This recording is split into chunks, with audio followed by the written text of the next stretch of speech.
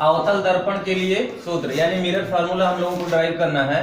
इसके लिए सर्वप्रथम हम क्या करते हैं, मान लेते हैं कि हमारे पास M1 और M2 एक अवतल दर्पण है यानी कांकेय मिरर है।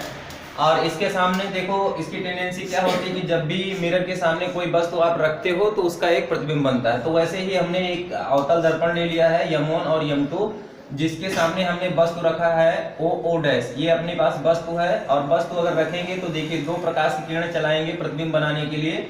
एक हम मुख्य अक्ष के समांतर चला देते हैं, ये अपना मुख्य अक्ष है, और मुख्य अक्ष के जब समांतर प्रकाश की किरण चलेगी तो ये टकराने के बाद में, मतलब दर्पण से टकराने के बाद में क्या होगी, परावर्तित होगी, और परावर्तित होने के बाद में फोकस से होकर जाएगी। ठीक है।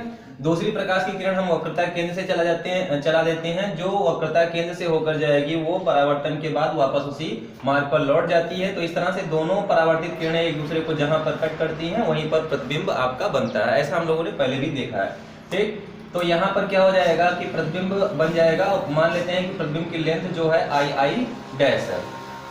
फिर जो है देखिए यहाँ पर जो हमने बिंदु ए पर जहाँ पर पहली वाली किरण टकराई थी और बिंदु बी पर दूसरी वाली किरण यहाँ पे टकराई थी, तो बिंदु ए से मुख्य अक्ष पर हम एक लंब डाल देते हैं AN। ठीक, AN। और यहाँ पर आप ध्यान से अगर देखें तो O डैश और AN जो है क्या है, ये आप पूरा ये देखिए O डैश AN ये पूरा मिलकर के एक बना रहे हैं आपका आयत। और आयत की टेंडेंसी क्या होती है कि आमने सामने की भुजाएं बराबर होती हैं, यानी ये भुजा इस भुजा के बराबर और ये वाली भुजा इस भुजा के बराबर होगी। ठीक है। अब अगर हम ध्यान से देखें तो अगर कोण की बात करें, देखो ये वाला कोण शीर्षाभिमुख कोण क्या होते हैं, बराबर होते हैं, अर्थात ये कोण बराबर हो जाएंगे। और उसके बाद में एक कोण और आपका बराबर होगा, ये कोण भी और ये कोण भी दोनों क्या है, 90 है। तो इस तरह से कहने का मतलब है O डैश C और CI डैश में चूंकि दो कोण बराबर हैं इसकी वजह से क्या हो जाएंगे, ये आपका समकोणिक हो जाएगा। ठीक, यानी भुजाओं का अनुपात हम ले सकते हैं, भुजाओं का अनुपात क्या होगा, बराबर होगा। तो हम सर्वप्रथम यही कह देते हैं कि अपने पास जो त्रिभुज है, त्रिभुज O डैश C तथा CI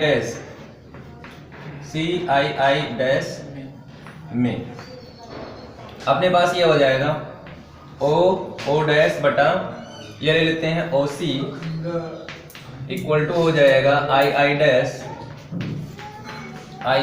बटा IC। ठीक है, ये इस तरह से हम ले लेते हैं, समझ रहे हो ना। मतलब इसका लंब बटा आधार, इसका लंब बटा आधार, दोनों का लंब बटा आधार का जो अनुपात होगा वो बराबर होगा, बस सीधा सा। और अगर इससे भी नहीं समझ पाते तो दूसरा जुगाड़ आपको बताते हैं। क्या, या आप यहाँ पे ले लीजिए थीटा, यहाँ से कह दीजिए tan थीटा, जो tan थीटा ये होगा वही tan थीटा ये होगा, बिकॉज थीटा इज इक्वल। ठीक, और उसके बाद में आप कह दोगे लंब बटा आधार, इसके लिए लंब बटा आधार, इसके लिए लंब बटा आधार, ये लंब हो जाएगा ये आधार हो जाएगा, वहां से बराबर करके कर सकते हो। ठीक है, नो प्रॉब्लम। अब आप लोग यहाँ पे क्या करिए कि इस वाले को हम यहाँ नीचे ले आते हैं, इसके यहाँ से कहते हैं O डैश अपान I dash equal to OC बटा IC। बस हम लोग इसको एक समीकरण बोल देते हैं। दूसरा फिर आ जाइए इस वाले में। ठीक है, तो अपने पास फिर से हम कहेंगे वही चीज सेम वे में, ये कोण बराबर, ये कोण लंब है 90 डिग्री बराबर, समकोणिक हो गया तो भुजाओं का अनुपात बराबर होगा। तो इस तरह से हम इसको ले लेंगे। दूसरा हमारा क्या हो जाएगा, हम कहेंगे त्रिभुज ANF तथा त्रिभुज FII डैश से या में। ठीक है, में कह ले रहे हैं। तो अपने पास अब हो जाएगा, यहां से भी हम वही चीज निकालेंगे, लंब बटा आधार, यानी यह हो जाएगा आपका क्या हो जाएगा AN बटा FN, AN बटा FN और I डैश बटा IF। ठीक, और इसी से हमको मिल जाएगा AN की जगह पे देखो हम जानते हैं कि AN और O डैश दोनों बराबर है, समझ रहे हो ना। तो हम AN की जगह पे क्या लिख सकते हैं, O डैश लिख सकते हैं। चलिए लिख दिया हमने। अब उसके बाद में यहाँ पे FN है, इस वाले I डैश को इसके नीचे ले आते हैं, इसको इधर भेज देते हैं। ठीक है, तो ये अपना हो जाएगा I डैश और बराबर हो जाएगा, इधर चला जाएगा FN और बटा हो जाएगा IF। सही है ना? तो इस तरह से हम इसको दे देते हैं समीकरण 2 कह देते हैं। समझ रहे हो ना? ये समीकरण 2। अब समीकरण 1 और समीकरण 2 का लेफ्ट हैंड साइड देखिए क्या है, इक्वल है, तो राइट हैंड साइड भी क्या होगा, इक्वल होगा। अतः हम यहां पर ले लेते हैं OC बटा IC इक्वल टू FN बटा IF।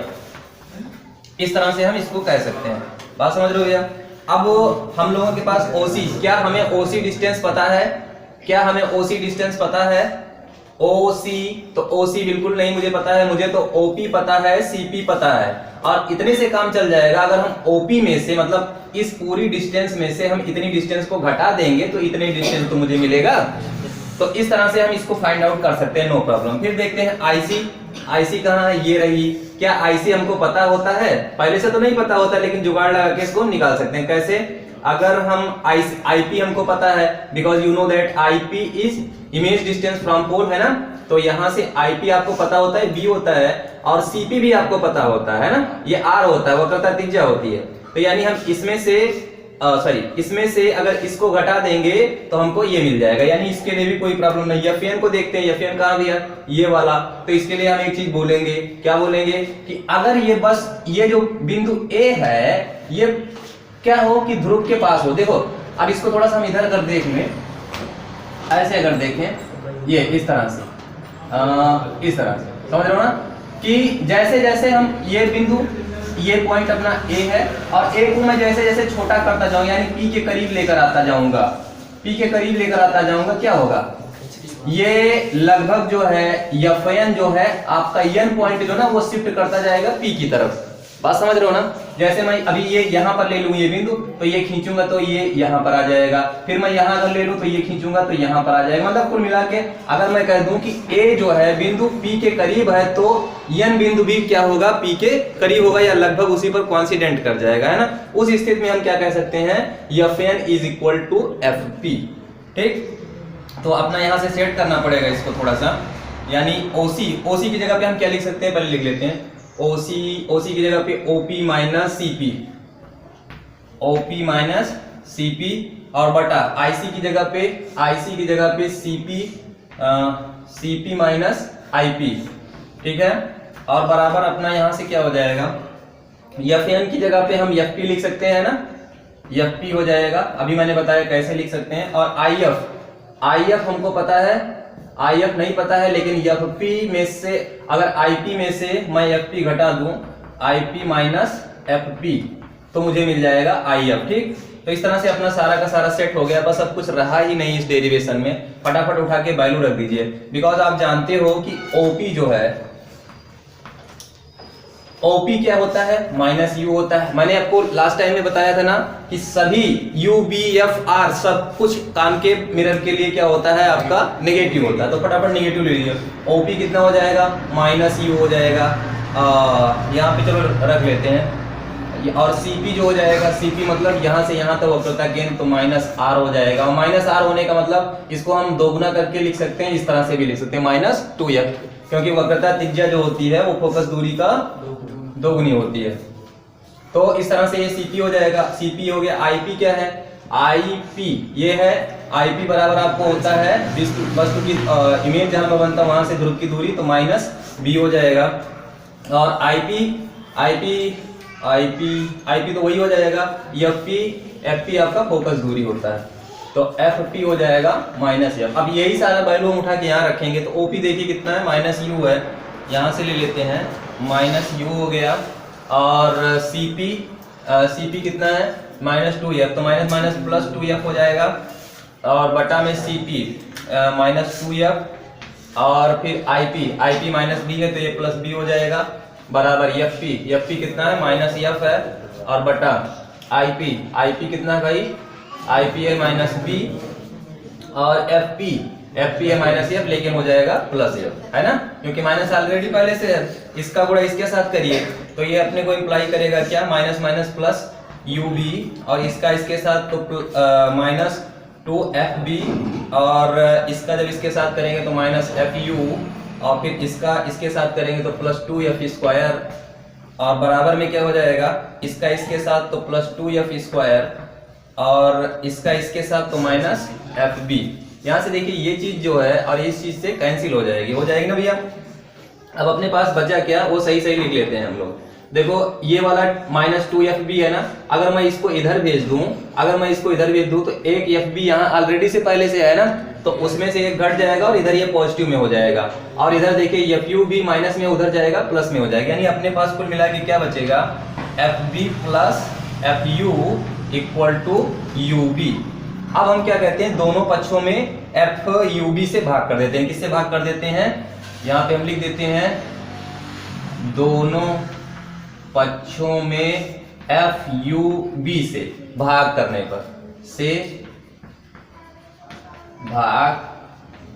पर, आप दूसरे तरीके से भी कह सकते हो, नो प्रॉब्लम। कैसे, यफ आप यहां से कॉमन कर लीजिए और उसको भेज दीजिए, बट्टे में यफ आ जाएगा। इधर से खाली कह दीजिए कि UB से दोनों पक्षों में भाग करने पर, इधर से UB समाप्त हो जाएगा और उधर से इधर से यफ हट करके इसके बट्टे में चला आएगा, यहाँ U। तो आपको मिलेगा क्या फाइनली, आप यहाँ पर देखिए, जब आप इसको भाग करोगे ना तो आपको मिलेगा FB, और भाग करने के बाद अलग अलग कर दीजिए, तो FUB प्लस FU बटा FUB प्लस बराबर UB बटा FUB। ठीक, अब देखिए यहाँ से F से F कैंसिल, F से F कैंसिल, B से B कैंसिल, और यहाँ पे U से U कैंसिल, यहाँ से UB से UB कैंसिल पूरा। अब बचा क्या, यहाँ पर खाली U बचा हुआ है, ये बचा है तो 1/U, और प्लस यहाँ पे B बचा हुआ है तो 1/B, और बराबर इधर क्या बचा हुआ है, F खाली बचा हुआ है तो 1/F। इस तरह से यही आपका क्या है, मिरर फार्मूला है फॉर कॉनकेव मिरर। ठीक है।